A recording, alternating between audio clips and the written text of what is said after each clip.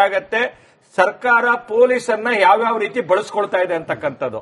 ಆದ್ರಿಂದ ಒಂದು ಸ್ವತಂತ್ರವಾದಂತ ಹಾಲಿ ನ್ಯಾಯಾಧೀಶರ ಮುಖಾಂತರನೋ ಇಲ್ಲ ಒಂದು ಸಿಬಿಐ ಮುಖಾಂತರನೋ ಇದ್ರ ಬಗ್ಗೆ ತನಿಖೆ ಆಗ್ಲಿ, ಅವ್ನು ಯಾವನೇ ತಪ್ಪಿತಸ್ಥ ಆಗ್ಲಿ ಅವನನ್ನ ಕಾನೂನು ಕ್ರಮ ಮಾಡುವಂತ ಕೆಲಸ ಅದ್ಯಾರಾಗ್ಲಿ, ನಿಮ್ಮ ಅಪ್ರೆನ್ಷನ್ ಯಾರು ಬೇಕಾರಾಗ್ಲಿ. ಆದ್ರೆ ಇಲ್ಲಿ ಪ್ರಶ್ನೆ ಇರ್ತಕ್ಕಂಥದ್ದು ಈ ಘಟನೆ ನಡೆದ ನಂತರ ಏನೆಲ್ಲ ಬೆಳವಣಿಗೆಗಳಾಗಿದೆ ಅಂತ.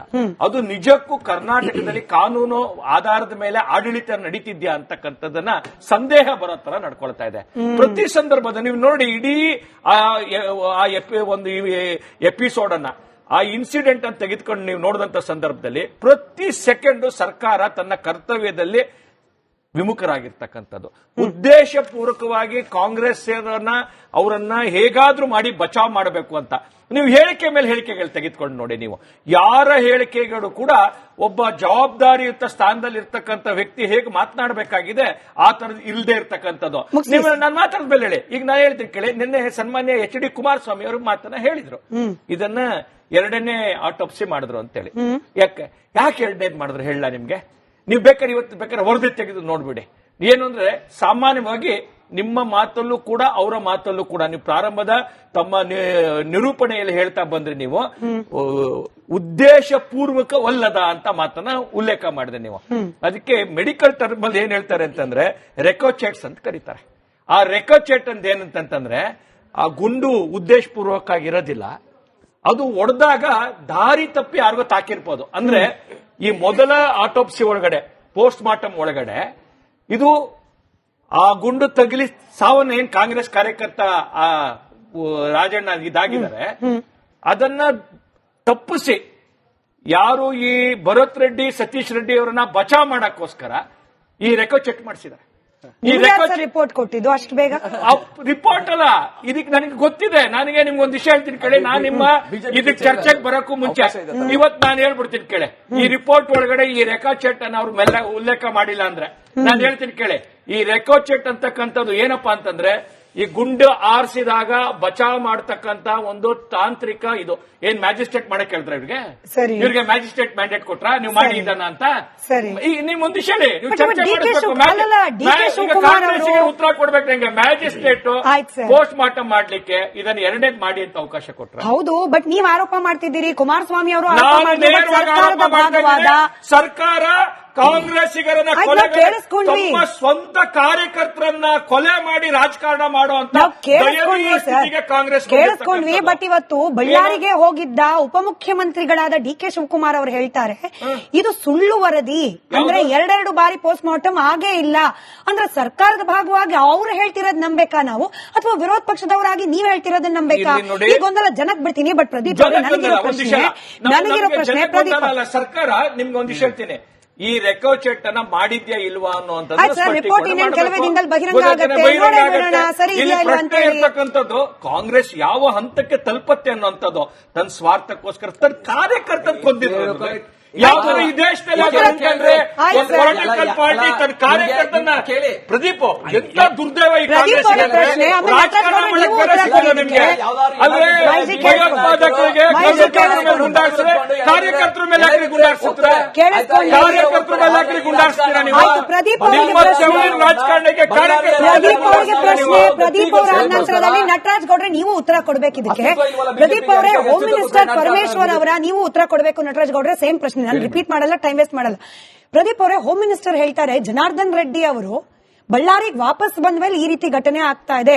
ಅಲ್ಲಿಗೆ ಹೋಮ್ ಮಿನಿಸ್ಟ್ರಿಯಿಂದ ಪೊಲೀಸ್ ಡಿಪಾರ್ಟ್ಮೆಂಟ್ಗೆ ನೇರವಾಗಿ ಸಂದೇಶ ಹೋಯ್ತಾ, ನೀವ್ ಏನೇ ಇದ್ರು ಇನ್ವೆಸ್ಟಿಗೇಷನ್ ಜನಾರ್ದನ್ ರೆಡ್ಡಿ ಅವರ ವಿರುದ್ಧವಾಗಿ ಮಾಡಬೇಕು ಅಂತ? 2ನೇದು, ಸರ್ಕಾರದ 2ನೇ ಕ್ರಮ ಏನಾಗಿತ್ತು? SP ಅನ್ನ ಅಮಾನತು ಮಾಡೋದು.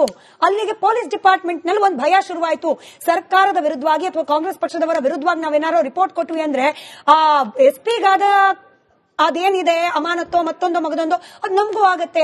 ಹಿಂಗಿರುವಾಗ ಪೊಲೀಸ್ ಡಿಪಾರ್ಟ್ಮೆಂಟ್ ಪಾರದರ್ಶಕವಾಗಿ ತನಿಖೆ ಮಾಡುತ್ತೆ ಅಂತ ವಿಶ್ವಾಸ ನಾವು ಹೆಂಗಿಟ್ಕೊಳ್ಳೋದು?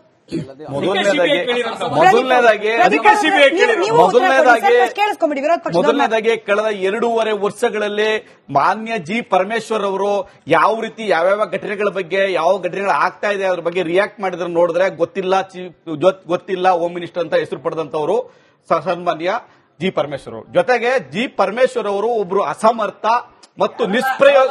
ಇರಿ ಸ್ವಾಮಿ, ನೀವು ಮಾತ್ರ ಕೇಳಿಸ್ಕೊಂಡ್ರಿ.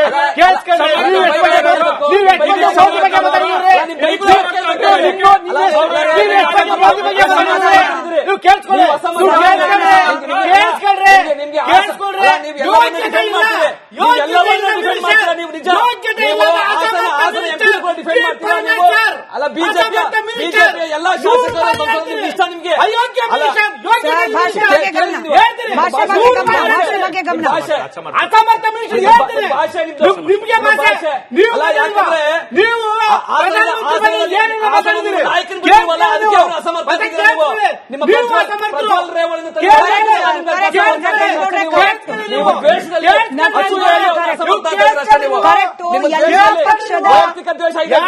ನಟರಾಜ್ ಗೌಡ್ರೆ ಎಲ್ಲಾ ಪಕ್ಷದ ಹುಡುಗರು ಕೂಡ ಆಚೆ ಬಂದಿದೆ.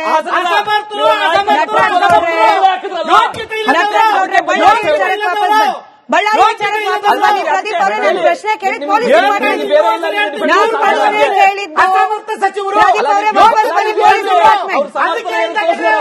ಪೊಲೀಸ್ ಡಿಪಾರ್ಟ್ಮೆಂಟ್ ವಾಪಸ್ ಬನ್ನಿ. ಪೊಲೀಸ್ ಡಿಪಾರ್ಟ್ಮೆಂಟ್ ವಾಪಸ್ ಬನ್ನಿ. ಪೊಲೀಸ್ ಡಿಪಾರ್ಟ್ಮೆಂಟ್ ಪ್ರದೀಪ್ ಅವರೇ, ನಟರಾಜ್ ಗೌಡ್ರೆ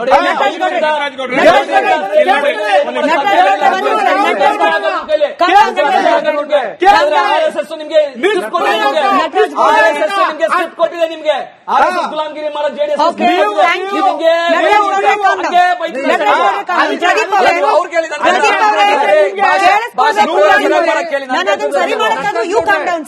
ಪ್ರದೀಪ್ ಅವರೇ, ನೀವ್ ಹೇಳೋ ಮಾತನ್ನ ಸಮಾಧಾನವಾಗಿ ಹೇಳಿದ್ರು ಕೂಡ ಕೇಳಿಸ್ಕೊಳ್ಳಿ. ಪ್ರದೀಪ್ ಅವರೇ, ಅಟ್ಲೀಸ್ಟ್ ನನ್ನ ಮಾತು ಕೇಳಿಸ್ಕೊಳ್ಳಿ. ನನ್ನ ಮಾತು ಕೇಳಿಸ್ಕೊಳ್ಳಿ. ನೀವು ಆಚೆ ವಾಯ್ಸ್ ಬೇಡ. ಪ್ರದೀಪ್ ಅವರೇ ಕೇಳಿಸ್ಕೊಳ್ಳಿ.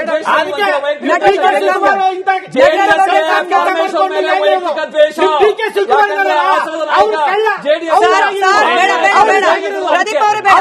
ಪ್ರದೀಪ್ ಅವರೇ ಬೇಡ. ಪ್ರದೀಪ್ ಅವರೇ ಕಾರಣ. ಪ್ರದೀಪ್ ಅವರೇ ಬೇಡ. ಸರಿ, ವಿಷಯ ಬನ್ನಿ. ಪ್ರದೀಪ್ ಅವರ ವಿಷಯಕ್ಕೆ ಬನ್ನಿ. ಪ್ರದೀಪ್ ಅವರ ವಿಷಯಕ್ಕೆ ಬನ್ನಿ. ಪೊಲೀಸ್ ಡಿಪಾರ್ಟ್ಮೆಂಟ್ ಸರ್, ಭಾಷೆ ಬಗ್ಗೆ ಗಮನ ಇರಲಿ. ಪ್ರದೀಪ್ ಅವರೇ ಭಾಷೆ ಬಗ್ಗೆ ಗಮನ ಇರಲಿ. ಬೇಡ ಬೇಡ. ಪ್ರದೀಪ್ ಅವರೇ, ಪ್ರದೀಪ್ ಅವರೇ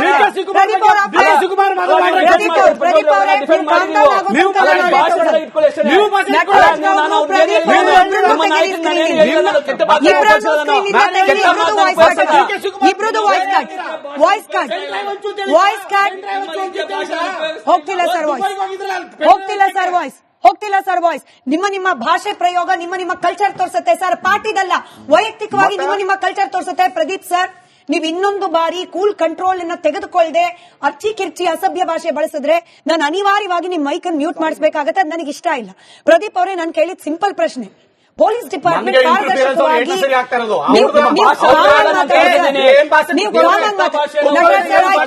ನಟರಾಜ್ ಕೆಲಸ ಮಾಡ್ತೀನಿ. ನೀವು